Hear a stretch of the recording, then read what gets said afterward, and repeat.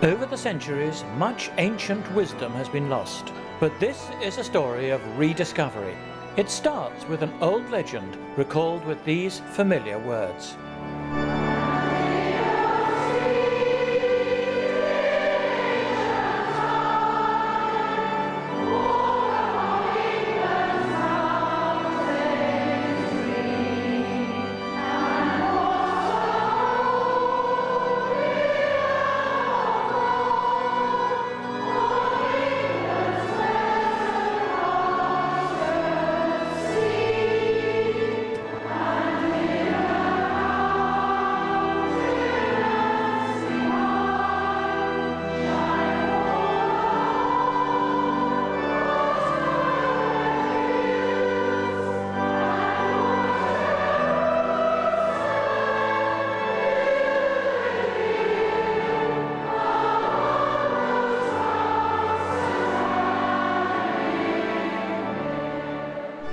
The hymn Jerusalem, the famous anthem of Britain's Women's Institute.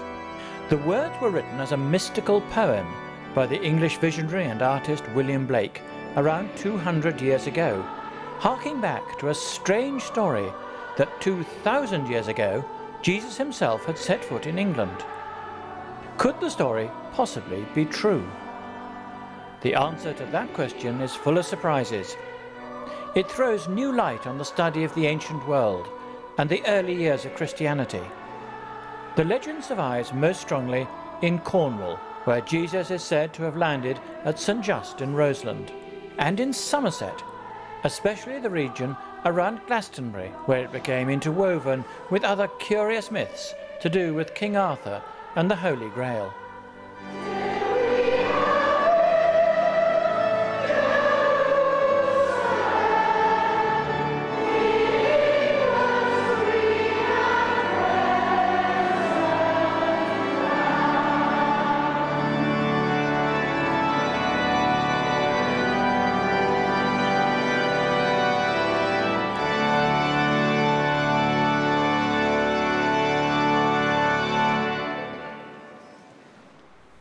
Dr. Gordon Strachan is a Church of Scotland minister who teaches at Edinburgh University.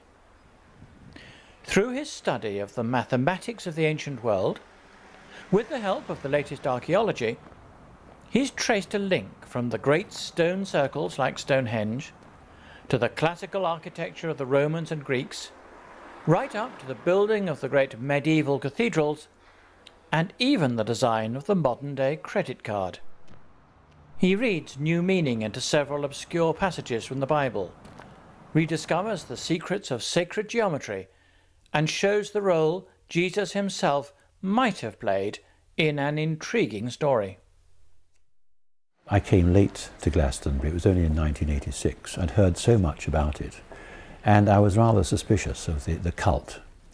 But when I got there and went up to the Tor and saw the Holy Thorn and round the Abbey, I became enchanted, and I realized why it's such an important place spiritually.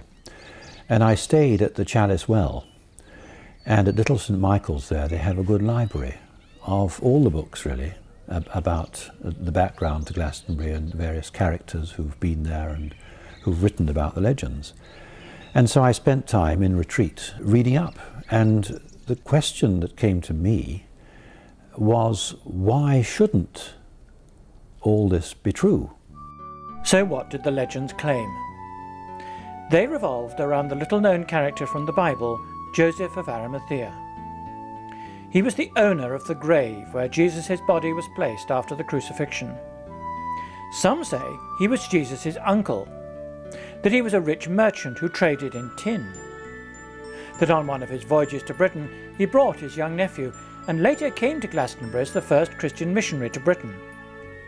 It's said that the staff he planted in the ground at Glastonbury blossomed into a thorn tree, cuttings from which survive to this day.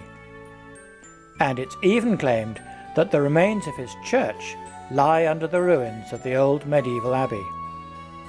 These were some of the stories Gordon was researching.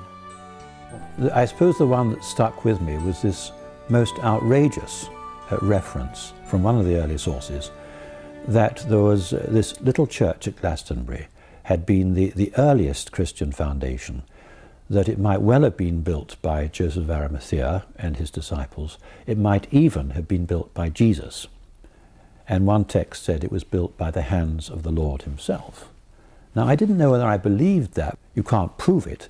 But supposing it were true, then the question is, why?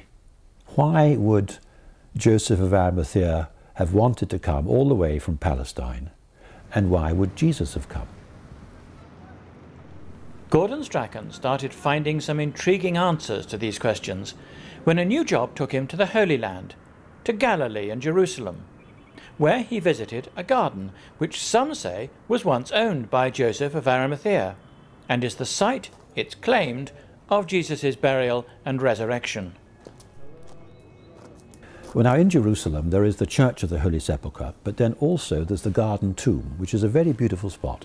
Archaeologists say it's not the real spot. Nevertheless, first century tomb, beautiful garden. Under the shade of the trees, I thought, now, where is Arimathea? I thought, for goodness sake, 2 months ago I was in Chalice Well Garden, reputedly made originally by Joseph of Arimathea. Now I'm in Jerusalem, I'm in the garden of the Garden Tomb, and this also was supposed to belong to Joseph. Who was he? Where did he come from? So I went up to the Anglican vicar on duty and I said, do you know where Arimathea is? And he said, well, nobody really knows. It might be Ramallah or it might be Ramla. We think probably Ramla because of the church there that is dedicated to him. And I said, where's that? And he said, just about 6 miles south of Tel Aviv. I thought, that's interesting, I must try and get there. But the following week, a young archaeologist took us round the Hebrew Archaeological Museum, and we came across a set of very small standing stones, which made me think of home. And I said, is that the best Israel can do? They were very small indeed. And he rose to this and he said, no, not at all. There are very big stones in Israel at Tel Gezer. And I said, where's that? And he said, well, it's just near Ramla, just outside Tel Aviv. And this was the second time. I thought, I must go there. And so Gordon visited the church dedicated to St. Joseph of Arimathea at Ramla, before taking the path to the standing stones at Tel Gezer. Although I was at first disappointed that they were in a straight line, they reminded me of stone rows, not stone circles, but stone rows in Britain. And I wondered whether there was some deep, forgotten connection. And we took a compass bearing on it, and these stones were north-south. We discovered that the village immediately to the north was called Ayalon. And that rang a bell with me. I thought, this is quite extraordinary. Avalon, the old name for Glastonbury. We've got Joseph of Arimathea, 6 miles up the road at Ramla. We've got standing stones in Israel, and we've got Ayalon village and Ayalon valley, Ayalon river. Was this, as it were, an ancient Hebrew Glastonbury? And was Joseph, in fact, commuting from one Glastonbury to another, both in the ancient language called Ayalon, which I think is derived possibly from Aphalach, apples, and probably from Apollo? Were we dealing with two Apollo cults, separated by 3,000 miles, but having a central headquarters in Greece? Apollo was the Greek god of the sun, and standing stones were built, it's now believed, as solar and lunar observatories. But how did all this extraordinary speculation link into the story of Jesus coming to England? Several more pieces of the intellectual jigsaw puzzle had to be found before the picture became clear. Gordon found the next clue when exploring another archaeological site in the Holy Land, the excavations at the first-century city of Sepphoris. And Sepphoris, I discovered, had been a huge city, and this has only been excavated in the last generation. Huge Greco-Roman city with wonderful mosaics and buildings.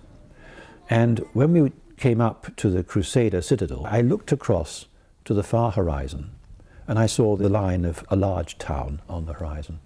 And I said to this Israeli beside me, I said, what's that town over there? And he said, Nazareth. I said, really, Nazareth? He said, yes, Nazareth. Why not? And I said, why not indeed?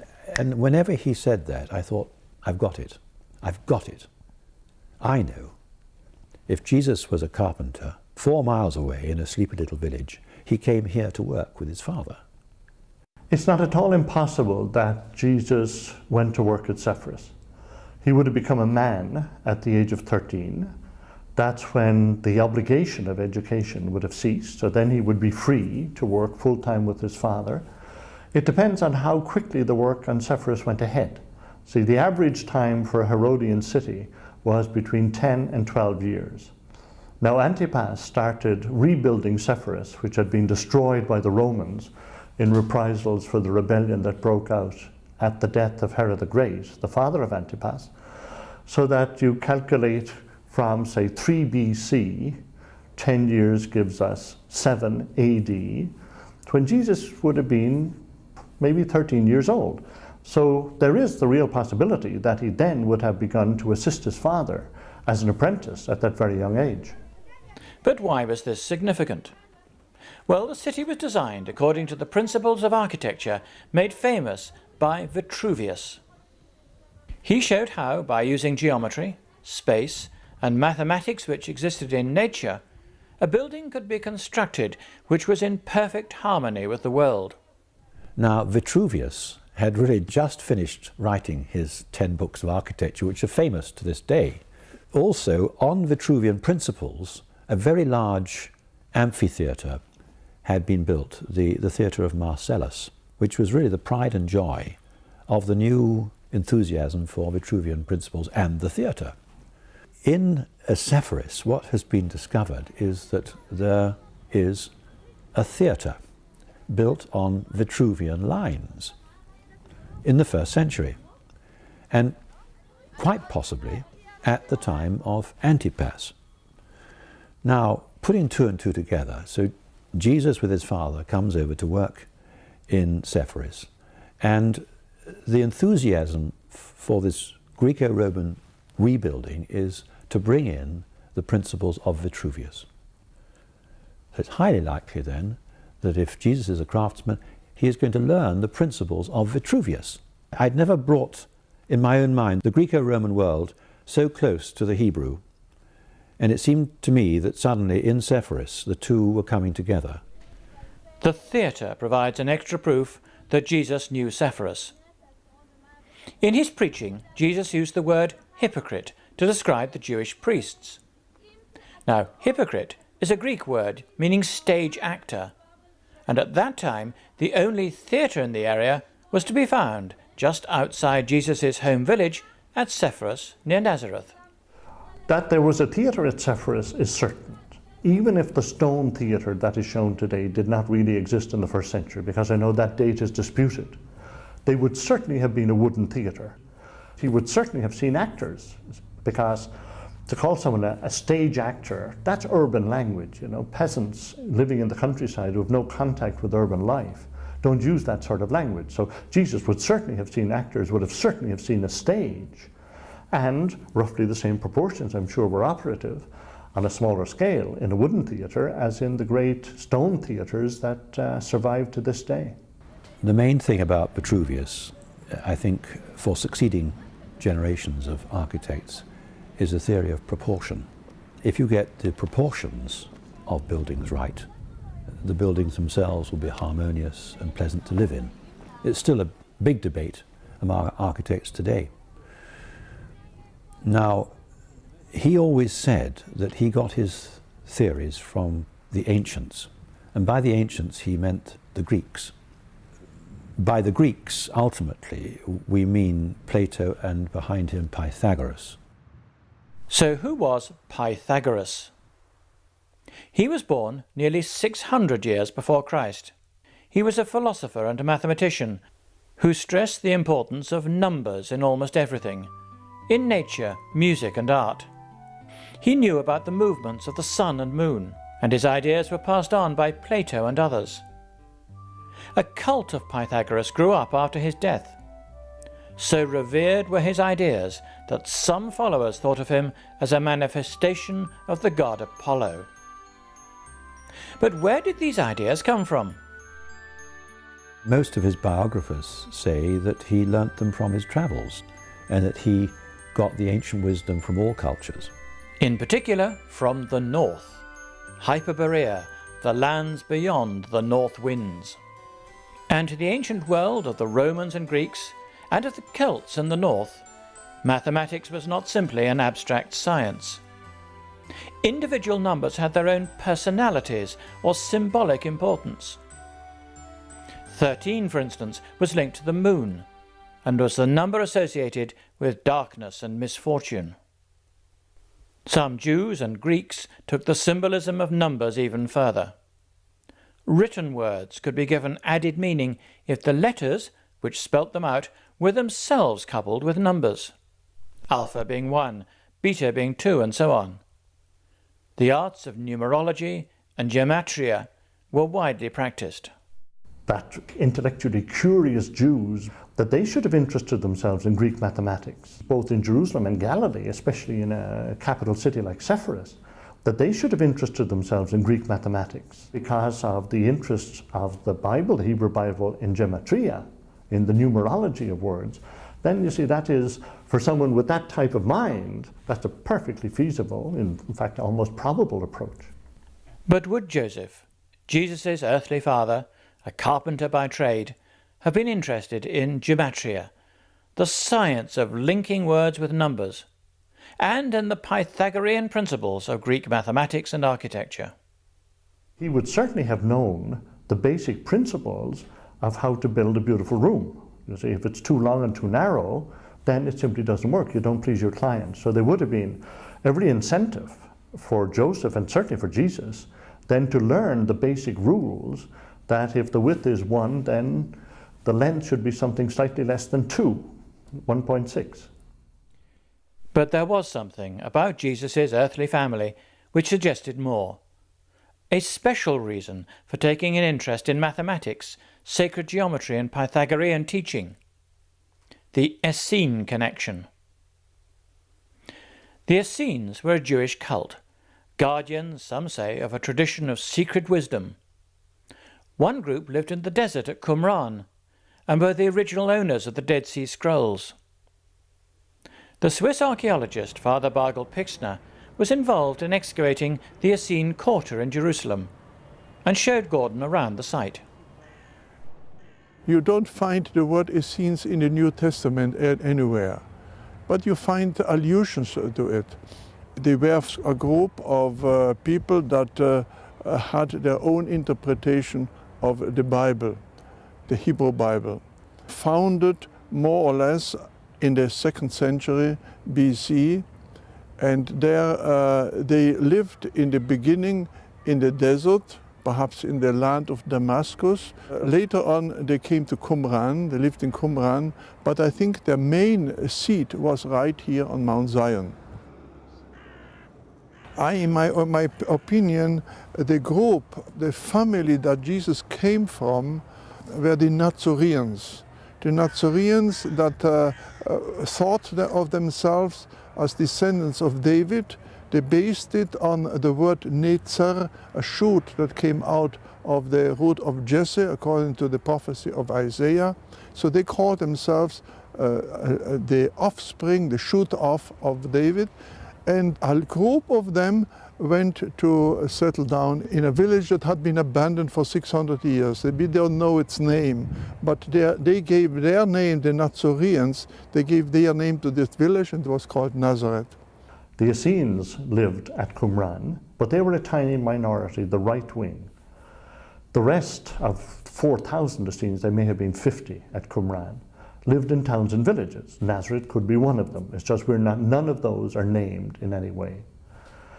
The Essenes did have a very specific interest in Pythagorean mathematics. I mean, this is specified. There are other pointers to Jesus' Essene connections. For instance, the reputed site of the Last Supper room is in the Essene quarter of Jerusalem. Then there's the sect's calendar.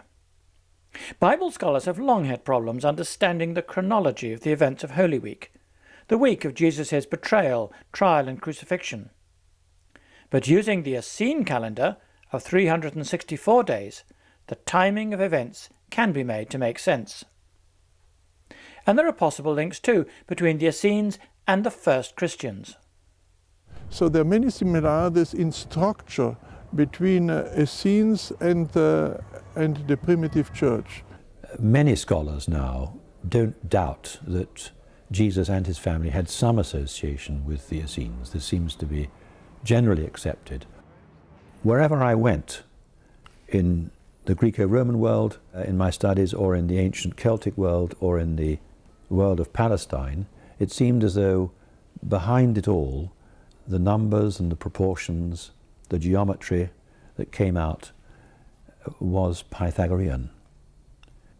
And so I began to develop this idea that Jesus had been a Pythagorean Essene, and that he would have wanted to come to the source of the Pythagorean tradition, which was most probably in Britain, in the far north. And to meet the Druids, who were the custodians of the ancient wisdom. For the Essenes and Druids had much in common. They studied the same sort of things, like astrology, cosmology, herbalism, doctors, predicting the future. Lots of what would be thought of as fairly occult things, which get into Judaism via the Essenes and which were preserved by the Druids and later were marginalized by the Christians. But there does seem to be an international movement or tradition of wisdom, which is partly Druid and is partly Essene. And these groups of people, the Therapeutai in Egypt, the Brahmins, various other groups, which are linked somehow or other to the original Pythagorean community. And that I found was the common factor. If Jesus had come to Britain, then his motive might well have been to meet with the Druids, because they were the ancient wise men of Britain. But is it practical to suggest Jesus would have travelled thousands of miles in his esoteric quest? Oh, there was trade between the coast and the north. I mean, the Phoenicians, long before the time of Christ, went to Cornwall. I mean, they were trading tin. I've been told by an Irish archaeologist that the Bronze Age jewellery in Ireland is very similar to jewellery of that period in this part of the world. You have dolmens here, you have dolmens in the Celtic areas in the north. You have standing stones in the north, you have standing stones down here at Gazer, you see. So how you explain all those links, it's difficult to say, but remember, they're not huge distances. And certainly in Julius Caesar's writings, he confirms that ancient Britain was a place visited